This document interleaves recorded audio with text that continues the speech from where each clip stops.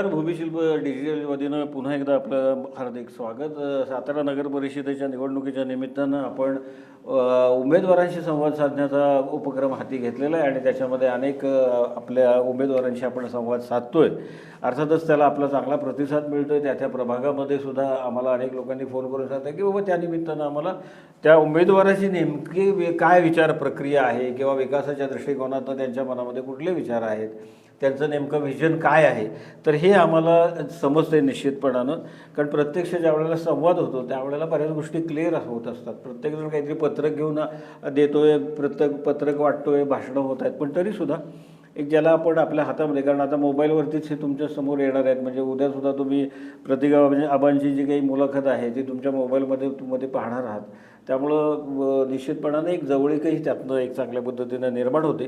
तेव्हा आत्ता आपल्या ज्या स्टुडिओमध्ये आलेले आहेत ते सातारा नगर परिषदेचे प्रभाग क्रमांक 1 मधील उमेदवार, म्हणजे त्याच्यामध्ये तिरंगी लढत आहे. त्याच्यामध्ये सागर सुभाष कदम म्हणून एक अपक्ष उमेदवार उभे आहेत प्रभाग क्रमांक 1 मध्ये, आणि त्यांचं चिन्ह हिरा आहे. त्यानंतर शंकर दिगंबर किर्दत हे पण उभे आहेत, जे काहीतरी मागच्या शाहूपुरी ग्रामपंचायत होती त्यावेळेला त्या प्रभागाचं नेतृत्व करत होते आणि त्यांचे चिन्ह ट्रॅक्टर आहे. पण त्यांच्याविषयी जरा बऱ्याच प्रमाणामध्ये की बाबा आमचा प्रभाग खूप मागं राहिला वगैरे वगैरे अशा तक्रारी कानावर येत होत्या, कारण त्या प्रभागामध्येच मी राहतो. त्यानंतर कमळाच्या चिन्हावर म्हणजे दोन्ही महाराजांचे म्हणजे शिवेंद्रराजे भोसले आणि उदयनराजे भोसले यांचे अधिकृत उमेदवार हे प्रतीक मधुकर मोहिते, अर्थात आबा म्हणून सगळे त्यांना ओळखतात. आणि त्यांचंसुद्धा एक काम जे सामाजिक काम असेल किंवा त्यांचा व्यवसाय म्हणून असेल तर त्या कामातनं सुद्धा एक त्यांची एक वेगळी ओळख आहे. तर ते आज आपल्या भेटीला या ठिकाणी आलेले आहेत. पण त्यांच्याशी चर्चा सुरू करण्यापूर्वी मी या प्रभागामध्ये नेमकी परिस्थिती काय आहे, म्हणजे किती लोक मतदान करणार आहे किंवा मतदारांची संख्या किती आहे, तर पुरुषांमध्ये 1885 तर महिलांमध्ये 1784 असे एकूण 3669च्या आसपास हे मतदान आहे. म्हणजे तसं पाहायला गेलं तर आपण साताऱ्यातले असे बरेचसे प्रभाग आहेत की ज्याच्यामध्ये 7000, 6500, 7900 एवढे मोठ्या संख्येनं मतदार आहेत. त्या तुलनेनं विचार केला तर हा मतदारसंघ मतदार म्हणून छोटा आहे, पण मला वाटतं परिसर म्हणून तो असा खूप स्कॅटर्ड आहे किंवा दूर दूर असा आहे. आता 3669 मतदार टोटल आहेत असं आपण गृहीत धरलं आणि नगरपालिकेच्या निवडणुकीचा माझा जो काही गेल्या 35 वर्षांचा अनुभव आहे त्याच्यामध्ये 65% मॅक्सिमम मतदान होत असतं. 66-67 झालं डोक्यावरनं पाणी असतं. तर त्याच्यामुळं जर 65% मतदान झालं तर 2385 लोक मतदान करतील. 66% जर मतदान झालं तर 2422 लोक मतदान करतील. आणि जर अगदी जास्तीत जास्त 67% झालं तर मात्र 2458 मतदान हे होईल, मतदार इतके आपला मताचा हक्क बजावतील पर्सेंटेज वाईज.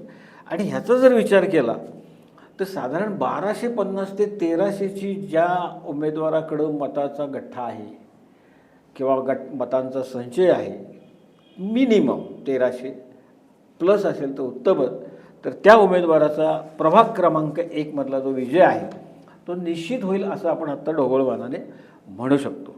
तेव्हा प्रतीक मधुकर मोहिते आबा आपल्या आजच्या स्टुडिओमध्ये आलेले आहेत. तेव्हा आबा तुमचं आमच्या स्टुडिओमध्ये हार्दिक स्वागत. नमस्ते. एकूणच तुम्ही ज्या एक प्रभाग क्रमांक 1 मध्ये आपली निवडणूक लढवत आहात आणि बाबांनी आणि उदयन महाराजांनी आपल्याला तिकीट दिले, कमळाच्या चिन्हावरती लढत आहात. आत्तापर्यंत सामाजिक कार्यामध्ये जे काही तुम्ही आहात त्याच्यामध्ये असं काय ठळकपणे काय काम केलं आहे असं तुम्ही सांगू शकाल? सामाजिक कामामध्ये आमचा गणपती उत्सव मोठ्या प्रमाणात मोठा असतो. हो. आणि आपलं रक्तदान शिबिर असेल, आणि मी स्वतः शिवेंद्रराजे रेस्क्यू टीममध्ये सुद्धा काम करतो. आणि वेगवेगळ्या माध्यमातून लोकांची कामं करत राहणे हा माझं, मी नेहमी सामाजिक कामं करत आलो. हां, मी असं बोलण्याचं कारण असं काय माहिती आहे ना की ह्या प्रभागामध्ये बाहेरचा उमेदवार आहे, आपल्या प्रभागातला उमेदवार नाही आहे, परंतु प्रभाग म्हणजे काय शेवटी ही बाजू जर ह्या प्रभागात आली असेल आणि पलीकडच्या बाजूमध्ये त्यांचे मोठ्या प्रमाणामध्ये त्यांनी सामाजिक कार्य केलं असेल किंवा ते तुम्हाला दिसत पण असेल तर मग हा आतला आणि बाहेरचा असा मुद्दा नसतो. शेवटी आपण सगळे सातारकर आहोत. पण तरीसुद्धा निवडणूक म्हणलं की हा आपल्या प्रभागातला नाही आहे, अशा पद्धतीनं तुमच्याविषयी त्या ठिकाणी एक प्रचार होताना दिसतोय. पण मला असं वाटतं की सातारकर जे मतदार आहेत ते तसे सूज्ञ आहेत, त्यांना कामाचा माणूस कोण आहे किंवा सामाजिक कार्यामध्ये कोण अग्रेसर आहे, कोणी दोन्ही महाराजांच्या विचारानं विकासाचा रथ पुढं नेणार आहे, ह्याची निश्चितपणानं लोकांना जाणीव निश्चितच असते. तर एकूणच ह्या प्रभागामध्ये दोन्ही महाराजांच्या माध्यमातून काय काय विकासाची कामं झाली आहेत ते काय सांगू शकाल का? विकास कामे झालीत म्हणजे आता डांबरीकरणचे वगैरे काम असतील तर ती झाले. आता नवीन काम आता जस्ट चालू आहेत, म्हणजे आपल्या पिलेश्वरीमध्ये करंजा नाका ते पिलेश्वरी कॉलनी तिथपर्यंत आता रोड एक मंजूर झालेला आहे. डांबरचा बंदिस्त गटर वगैरे ते पण योजना चालू आहे. आणि तसं म्हणायला गेलं तर कामं बऱ्यापैकी झालेले आहेत. म्हणजे आता पाण्याचा सभामंडप वगैरे टाकलेले आहेत. पाण्याचा एक मोठा जो प्रश्न होता. पाण्याचा प्रश्न आहे. आपल्या कन्हेर योजनेचं पाणी 24/7 सुरू झालेलं आहे. परंतु आता हे जे पाणी येतं तर ते मला वाटतं मीटरच्या पद्धतीनं दिलं जात आहे संपूर्णपणे. पण नगरपालिकेच्या माध्यमातून जर ते दिलं गेलं तर एक वार्षिक आपण आपलं असं एक ज्याला आपण म्हणतो ना की पाणीपट्टी भरायला लागते, तर तशा पद्धतीनं काही व्हावं ते ह्यासाठी काही प्रयत्न करणार आहात का? नक्कीच प्रयत्न करणार निश्चितपणे.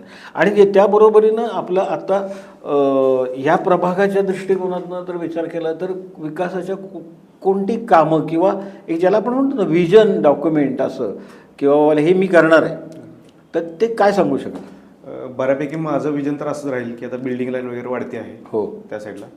आणि आधी ग्रामपंचायत असल्यामुळे तिथं गटरचे प्रॉब्लेम्स भरपूर आहेत आणि लोकांच्या घरात पाणी जाणं वगैरे ह्या सगळ्या गोष्टी आहेत. त्यामुळे एक मोठी गटर लाईन आपल्याला हे करायची आहे तिथे दोन्ही साईडला, म्हणजे पिलेश्वरी असेल दौलतनगर असेल ते आपल्याला योग्य ठिकाणी आपल्याला पोहोचवायचे आहे.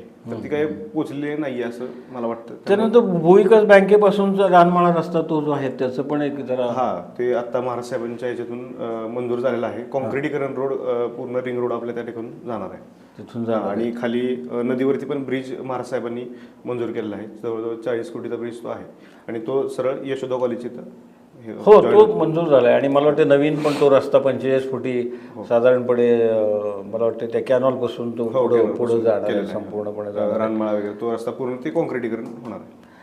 आणि करंजे नाक्यावरती जे काही ट्रॅफिकमुळे जरा प्रॉब्लेम होतात पादचाऱ्यांना रस्त्यावरती जाणाऱ्यांना, तर तिथं काही असं काही वेगळं करावं असं काही आहे का डोक्यामध्ये? भुयारी मार्गाचा विषय चालू आहे तिथे. अच्छा, म्हणजे ते एक तुमच्या विजन याच्यामध्ये आहे. बरेचसे शाळकरी मुलं वगैरे तिकडून जात असतात, तर त्यांना म्हणजे रोड क्रॉसिंगसाठी प्रॉब्लेम होतोय जास्त त्याला, म्हणजे 2 व्हीलर वगैरे असतील किंवा काय, त्यासाठी भुयारी मार्गाचं तिथं नियोजन चालू आहे. आता मी पण आपल्याच प्रभागामध्ये प्रभाग क्रमांक 1 मध्येच राहायला आलो आहे. साधारण 2011 पासून मी राहतोय. काही भागामध्ये मात्र तिथं एक सुरक्षेच्या दृष्टिकोनातनं एक काही उपाययोजना करणं गरजेचं आहे. त्याच्यामध्ये मला असं वाटतं की CCTV म्हणा वगैरे असं, तर तसं काही नियोजन आहे का? नियोजन आहे. CCTV पण म्हणजे पूर्ण प्रभाग CCTV हे बसवायचं माझ्या डोक्यात आहेच. आणि आधी कसं झालं आहे की त्या भागात थोडंसं बिल्डिंग लाईन असल्यामुळे चोरीचं वगैरे प्रमाण भरपूर त्या भागात म्हणजे तसं वाढतं आहेच त्या भागात. म्हणजे पिलेश्वरी असेल दौलतनगर असेल किंवा अजून आपला निसर्ग कॉलनी वगैरे त्या भागात सुद्धा प्रमाण आहे चोरी वगैरे. तर आपण त्या पद्धतीने पोलीस गाडी वगैरे तसं आपण सगळ्या हे केलेलं आहेत, म्हणजे रात्रीचे राऊंड्स वगैरे सगळे चालू असतात. आणि आता त्या भागात मी राहत असल्याकडे त्या प्रभागात राहत असल्याकडं मला असं एक साधारण दिसतं की पथदिव्यांची अवस्था बिकट असते. म्हणजे तो जर गेलेले असले तर ते अनेक वेळा सांगून सुद्धा ते दुरुस्त केले जात नाहीत. हे अगदी ग्रामपंचायत असल्यापासूनच तो प्रॉब्लेम आहे. त्याच्या संदर्भात काही वेगळं काही आपण योजना आखणार आहे? नवीन आता स्ट्रीट लाईटचं आपण प्लॅनिंग करतोय. आता हे झाल्यानंतर इलेक्शन झाल्यानंतर पहिल्यांदा आपलं सुरुवात आपली ती राहील की आपले सगळे पद्धतदिवे जे काय असतील किंवा कुठे लाईट्स वगैरे असतील हे सगळं पहिल्यांदा आपण दुरुस्त करणार आहोत. दुसरी गोष्ट अशी आहे की बाबा काही तक्रार आहे आमची किंवा आमच्या काही अडचणी आहेत, म्हणजे मतदार म्हणून किंवा नागरिक म्हणून, तर मला त्या प्रभागामध्ये असं काही एखादं केंद्र सुरू केलं आहे बाबा, तिथं फोन केला किंवा तिथं जाऊन भेट दिली तर आपल्या तक्रारीचं निवारण होईल किंवा, तर अशा पद्धतीचा काही उपक्रम आहे का डोक्यामध्ये? आहे ना. त्या संदर्भात मी एक म्हणजे 2 ठिकाणी ऑफिसचं हे करणार आहे की ज्या जे नागरिकांच्या समस्या असतील, काही अडचणी असतील, तर त्यासाठी मी नंबरसुद्धा हे करणार आहे, म्हणजे हेल्पलाईन नंबर थोडक्यात आपण जो म्हणतो ती पण आपण व्यवस्था करणार आहोत. आणि साधारणपणे मंजूर कामं अशी काही आहेत का की जी ऑलरेडी मंजूर झालेली आहेत? आता तुम्ही नगरसेवक म्हणजे उद्या समजा निवडणूक तुम्ही जिंकलात तर ते पूर्ण करू शकाल, अशी काही मंजूर कामं आहेत का? आहेत मंजूर कामं, म्हणजे आता सागर कन्या कॉलनी वगैरे तिथलं अंतर्गत रस्ते वगैरे जे आहेत ते रस्ते अत्यंत वाईट अवस्था आहे आता त्याची. अत्यंत वाईट अवस्था आहे. ते रस्त्याचं म्हणजे डांबरीकरण आता तुर्तास म्हणजे आपण हे केलेलं आहे. आणि महाराज साहेबांच्या माध्यमातून आपण भूविकास बँक ते आपलं यशोदा कॉलेज असा रस्ता काँक्रीट करण्याचं ते मंजूर आहे. एक शिवशंभू कॉलनी आपली सूर्यवंशी कॉलनी, तिथं आपलं सभामंडपाचं एक काम चालू आहे. अच्छा, म्हणजे मंजुरी आणि काम सुरू झालं? हो, काम सुरू आहे.